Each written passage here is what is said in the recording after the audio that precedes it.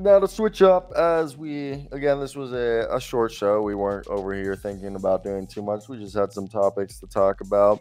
Real quickly, I want to touch on the Pelicans.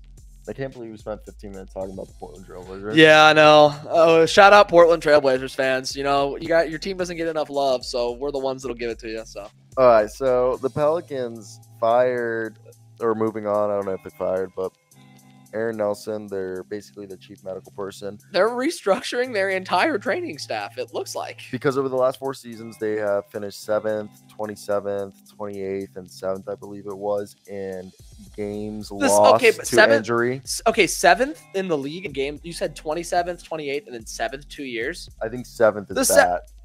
Oh, so 27th to 28th is good or bad? I think 28th and 27th is good. Okay, I was like, well, how are we ranking? I don't know. They didn't really express it, but I assume the first year and the last year both being 7, also being the years that Zion basically missed the entirety of the seasons. Yeah. So I think 7th is bad. They were 7th in games they lost because of injury.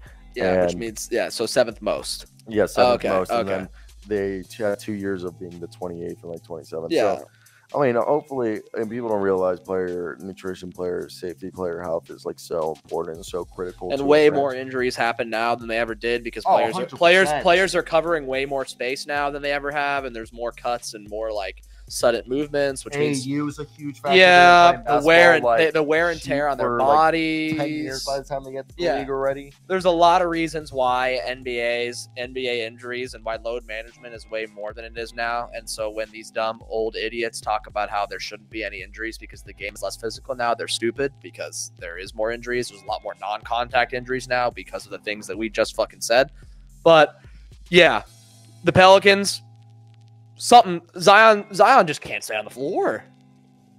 No, I agree. He just can't stay on the floor. They get somebody who can figure it out. And then Brandon Ingram missed time this year. Supposedly part of the reason they fired him was they were frustrated over handling Brandon Ingram's injury this past season. Yeah, because Brandon Ingram missed time this year a lot. And like Brandon Ingram everybody has injury problems, but Brandon Ingram isn't a guy that you would say is injury prone. Yeah, and he missed a significant amount of time that caused them to back into the play-in and lose. Exactly. And that team should have been in the playoffs. That team should have been a top 4 seed in the Western Conference. Fully healthy, that team should have been a top 4 seed in the West. But they didn't even make it there because they were injured.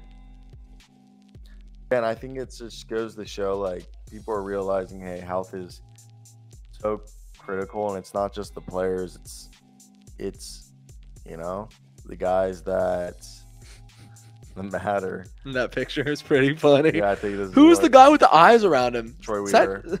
Oh, okay. And then it's Dwayne Casey, and then what the hell is that picture?